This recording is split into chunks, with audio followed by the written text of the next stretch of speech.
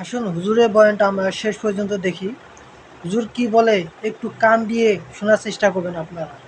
বাংলাদেশে একজন মজলুম ভাইরাল বক্তা নিজে গুনাহ থেকে বাঁচতে প্রথম স্ত্রী থাকা সত্ত্বেও দ্বিতীয় বিয়ে করেন। নেটিজেনরা খারাপ ভাবে নিচ্ছেন দ্বিতীয় বিয়ের ক্ষেত্রে ইসলামের হুকুম কি। দেখেন, নেটিজেন নেট চালায়, এদের কথার কোনো ভিত্তি নাই। একটা মানুষ তার যদি দরকার হয় দ্বিতীয় বিয়ে করতেই পারে, তবে ইনসাফ করতে হবে। আল্লাহ বলছেন না, হ্যাঁ, ফানকিহু মা তাবা লাকুম মিনান নিসাই মাসনা ওয়া থুলাথা ওয়া রুবা। তোমরা তোমাদের পছন্দের মেয়েদেরকে বিয়ে করো, দুইটি কিংবা তিনটি কিংবা চারটি। ওয়াইন খিফতুম আল্লাহ তাদিলু ফাওয়াহিদা। আর যদি একাধিক স্ত্রীর মধ্যে জাস্টিস, ন্যায় বিচার করার আশঙ্কা থাকে, ভয় পাও, তাহলে এখন কারো যদি ফিজিক্যাল ফিটনেস থাকে, টাকা পয়সাও থাকে, আর বড় স্ত্রী খুশি মনে বলে আর একটা করো, তো সমস্যা কি? নেটিজেনরা ওদেরকে কেন দেখে না যারা জানাবে বিচার করে? বাংলাদেশে অনেক তথাকথিত প্রগতিশীল আছে, বহুগামী, এরা অবাধে মহিলাদের কাছে যাতায়াত করে, জানাবে বিচার করে। এটাকে নিন্দা করা হয় না, বুঝলেন? একটা লোক বিয়ে করছে, এটা নিয়ে সমালোচনা হচ্ছে। এটা এক প্রকার লাম্পট্য এবং বদমাশি ছাড়া আর কিছু না।